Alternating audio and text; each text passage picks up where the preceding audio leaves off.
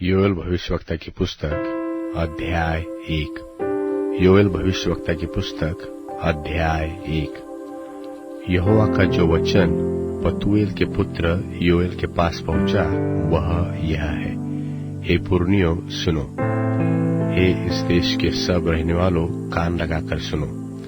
क्या ऐसी बात तुम्हारे दिनों में व तुम्हारे पुरखाओं के दिनों में कभी हुई है? अपने लड़के बालों से इसका वर्णन करो, और वे अपने लड़के बालों से, और फिर उनके लड़के बाले आने वाली पीढ़ी के लोगों से। जो कुछ गाजाम नाम टिड्डी से बचा उसे अरबे नाम टिड्डी ने खा लिया, और जो कुछ अरबे नाम टिड्डी से बचा उसे एलेक नाम टिड्डी ने खा लिया, और जो कुछ एलेक नाम टिड्डी से बचा उसे हासिल नाम टिड्डी ने खा लिया है। हे मतवालो, जाग उठो और रो, और हे सब दाखमधु पीने वालों, नए दाखमधु के कारण हाय हाय करो, क्योंकि वह तुमको अब न मिलेगा। देखो, मेरे देश पर एक जाति ने चढ़ाई की है जो सामर्थी है, और उसके लोग अनगिनत है। उनके दांत सिंह के से और दाढ़े सिंहनी की सी है। उसने मेरी दाखलता को उजाड़ दिया और मेरे अंजीर के वृक्ष को तोड़ डाला है, और उसकी सब छाल छीलकर उसे गिरा दिया है, और उसकी डालियां छीलने से सफेद हो गई है। युवती अपने पति के लिए कटी में टाट बांधे हुए जैसा विलाप करती है, वैसा तुम भी विलाप करो। यहोवा के भवन में न तो अन्नबलि और न अर्घ आता है। उसके टहलए जो याजक है वे विलाप कर रहे हैं। खेती मारी गई, भूमि विलाप करती है, क्योंकि अन्न नाश हो गया है। नया दाखमधु सूख गया, तेल भी सूख गया है। हे किसानों, लज्जित हो। हे दाख की बारी के मालिकियों, गेहूं और जौ के लिए हाय हाय करो, क्योंकि खेती मारी गई है, दाखलता सूख गई, और अंजीर का वृक्ष कुंभला गया है। अनार, ताड़, सेब, बरन मैदान के सब वृक्ष सूख गए हैं, और मनुष्यों का हर्ष जाता रहा है। हे याजकों, कटी में टाट बांधकर छाती पीट पीट के रो। हे वेदी के टहलुओं, हाय हाय करो। हे मेरे परमेश्वर के टहलुओं, आओ, टाट ओढ़े हुए रात बिताओ, क्योंकि तुम्हारे परमेश्वर के भवन में अन्नबलि और अर्घ अब नहीं आते। उपवास का दिन ठहराओ, महासभा का प्रचार करो। पुरनियों को वरन देश के सब रहने वालों को भी अपने परमेश्वर यहोवा के भवन में इकट्ठे करके उसकी दोहाई दो। उस दिन के कारण हाय हाय, यहोवा का दिन तो निकट है। वह सर्वशक्तिमान की ओर से सत्यानाश का दिन होकर आएगा। क्या भोजन वस्तुएं हमारे देखते नाश नहीं हुई? क्या हमारे परमेश्वर के भवन का आनंद और मगर जाता नहीं रहा? बीज ढेलों के नीचे झुलस गए, भंडार सुने पड़े हैं, खत्ते गिर पड़े हैं, क्योंकि खेती मारी गई। पशु कैसे कराहते हैं, झुंड के झुंड गाय बैल बिकल है, क्योंकि उनके लिए चराई नहीं रही, और झुंड के झुंड भेड़ बकरियां पाप का फल भोग रही है। हे यहोवा, मैं तेरी दोहाई देता हूँ, क्योंकि जंगल की चराइयां आग का कौर हो गई, और मैदान के सब वृक्ष लव से जल गए। वरन वन पशु भी तेरे लिए हाँफते हैं, क्योंकि जल के सोते सूख गए, और जंगल की चराइयां आग का कौर हो गई। योएल भविष्यवक्ता की पुस्तक अध्याय 2। योएल भविष्यवक्ता की पुस्तक अध्याय 2। सियोन में नरसिंगा फूको, मेरे पवित्र पर्वत पर साज बांधकर फूको। देश देश के सब रहने वाले कांप उठे, क्योंकि यहोवा का दिन आता है, वरन वह निकट ही है। वह अंधकार और तिमिर का दिन है, वह बदली का दिन है। अंधियारा ऐसा फैलता है जैसा भोर का प्रकाश पहाड़ों पर फैलता है, अर्थात एक ऐसी बड़ी और सामर्थी जाति आएगी जैसी प्राचीन काल से कभी न हुई और न उसके बाद भी पीढ़ी पीढ़ी में फिर होगी। उसके आगे आगे तो आग भस्म करती जाएगी और उसके पीछे पीछे लौ जलाती जाएगी। उसके आगे की भूमि तो एदेन की बारी के समान, परंतु उसके पीछे की भूमि उजाड़ है और उससे कोई नहीं बचा जा सकता। उनका रूप घोड़ों का सा है और वे सवारी के घोड़ों की नाई दौड़ते हैं। उनके कूदने का शब्द ऐसा होता है जैसा पहाड़ों की चोटियों पर रथों के चलने का। वह खुंटी भस्म करती हुई लौ का, वह पांति बांधे हुए बलि योद्धाओं का शब्द होता है। उसके सामने जाति जाति के लोग पीड़ित होते हैं और सबके मुख मलिन होते हैं। वे शूरवीरों की नाई दौड़ते और योद्धाओं की भांति शहर पनाह पर चढ़ते हैं और अपने अपने मार्ग पर चलते हैं। कोई अपनी पांति के अलग न चलेगा, एक का दूसरे को धक्का नहीं लगता। वे अपनी अपनी राह लिए चले आते और शस्त्रों का सामना करने से भी उनकी पांति नहीं टूटती। वे नगर में इधर उधर दौड़ते और शहर पनाह पर चढ़ते हैं और घरों में ऐसे घुसते हैं जैसे चोर खिड़कियों से घुसते हैं। उनके आगे पृथ्वी कांप उठती है और आकाश थरथराता है। सूर्य और चंद्रमा काले हो जाते हैं और तारे नहीं झलकते और यहोवा अपने उस दल के आगे अपना शब्द सुनाता है, क्योंकि उसकी सेना बहुत ही बड़ी है और जो उसका वचन पूरा करने वाला है वह सामर्थी है। और यहोवा का दिन बड़ा और अति भयानक है, उसको कौन सह सकेगा? तो भी यहोवा की यह वाणी है कि अभी सुनो, उपवास के साथ रोते पीटते अपने पूरे मन से मेरी ओर फिरकर मेरे पास आओ और अपने वस्त्र नहीं अपने मन ही को फाड़कर अपने परमेश्वर यहोवा की ओर फिरो, क्योंकि वह अनुग्रहकारी दयालु, विलंब से क्रोध करने वाला, करुणा निधान और दुख देकर पछताने वाला है। क्या जाने वह फिरकर पछताए और ऐसी आशीष दे जिससे तुम्हारे परमेश्वर यहोवा का अन्न बलि और अर्घ दिया जाए। सिय्योन में नरसिंगा फूंको, उपवास का दिन ठहराओ, महासभा का प्रचार करो, लोगों को इकट्ठा करो, सभा को पवित्र करो, पुरनियों को बुला लो, बच्चों और दूध पीवों को भी इकट्ठा करो। दुल्हा अपनी कोठरी से और दुल्हन भी अपने कमरे से निकल आए।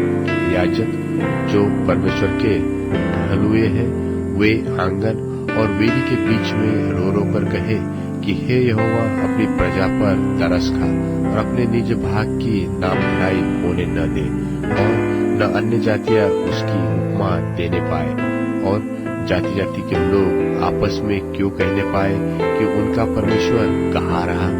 तब यहोवा को अपने देश के विषय में जलन हुई और उसने अपनी प्रजा पर तरस खाया। और यहोवा ने अपनी प्रजा के लोगों को उत्तर दिया कि सुनो, मैं अन्न और नया दाख मधु और ताजा तेल तुम्हें देने पर हूँ और तुम उन्हें खा पी कर तृप्त होगे।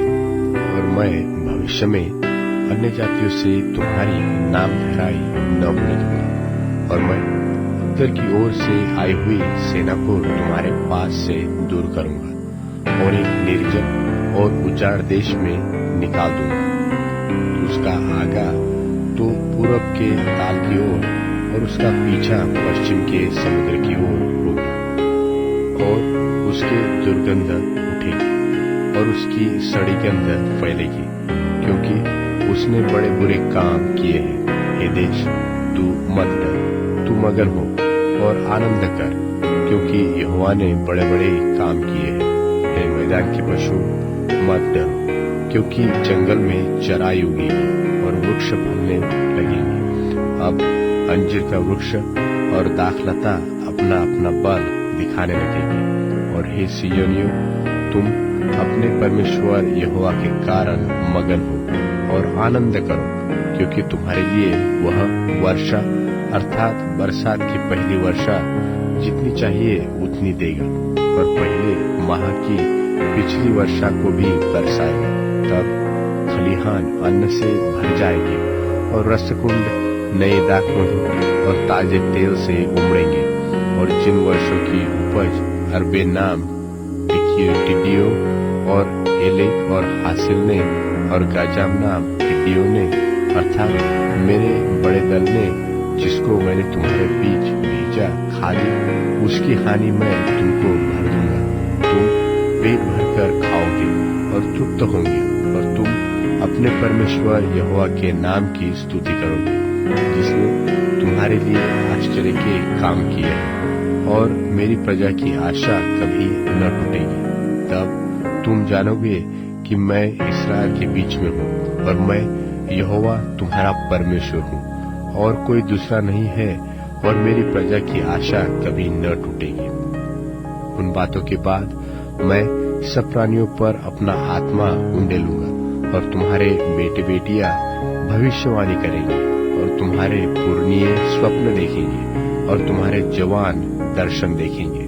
वरन दासों और दासियों पर भी मैं उन दिनों में अपना आत्मा उंडेलूंगा और मैं आकाश में और पृथ्वी पर चमत्कार अर्थात लोहू और आग और धुएं के खंभे दिखाऊंगा। यहोवा के उस बड़े और भयानक दिन के आने से पहले सूर्य अंधियारा और चंद्रमा रक्त सा हो जाएगा। उस समय जो कोई यहोवा से प्रार्थना करेगा वह छुटकारा पाएगा। और यहोवा के वचन के अनुसार सिय्योन पर्वत पर और यरूशलेम में जिन भागे हुओं को यहोवा बुलाएगा वे उद्धार पाएंगे।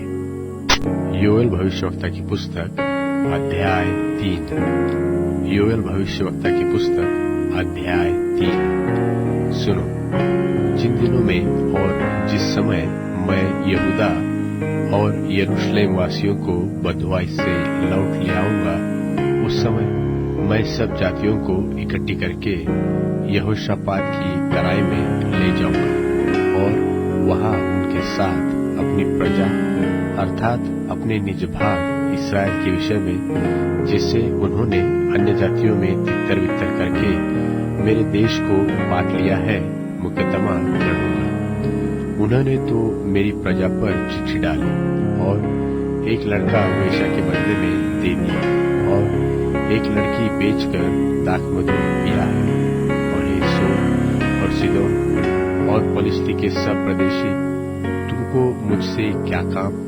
क्या तुम मुझको बदला दोगे?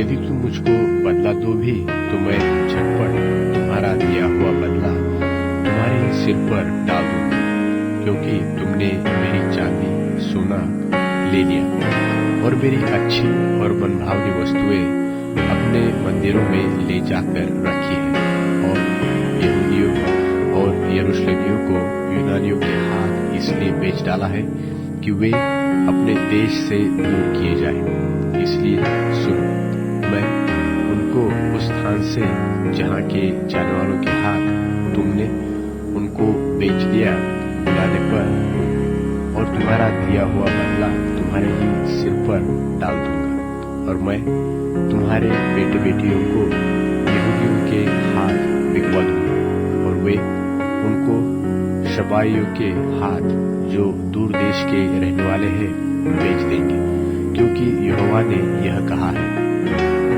जाति जाति में यह प्रचार करो कि तुम युद्ध की तैयारी करो और अपने शूरवरों को उभारो। सब योद्धा निकट आकर लड़ने को चढ़े, अपने अपने हल की फाल को पीटकर तलवार और अपनी अपनी हंसिया को पीटकर बर्छी बनाओ। जो बलहीन हो वह भी कहे कि मैं वीर हूँ। हे चारों ओर के जाति जाति के लोगों, फुर्ती करके आओ और इकट्ठे हो जाओ। हे यहोवा, तू भी अपने शूरवीरों को वहां ले जा। जाति जाति के लोग उभर कर चढ़ जाए और यहोशापात की तराई में जाए, क्योंकि वहां मैं चारों ओर की सारी जातियों का न्याय करने को बैठूंगा। हंसुआ लगाओ, क्योंकि खेत पक गया है। आओ दाख रौंदो, क्योंकि हौज भर गया। रसकुंड उमड़ने लगे, क्योंकि उनकी बुराई बड़ी है। निपटेरे की तराई में भीड़ की भीड़ है, क्योंकि निपटेरे की तराई में यहोवा का दिन निकट है। और न तो सूर्य और चंद्रमा अपना अपना प्रकाश देंगे, और न तारे चमकेंगे। और यहोवा सिय्योन से गरजेगा, और यरूशलेम से बड़ा शब्द सुनाएगा।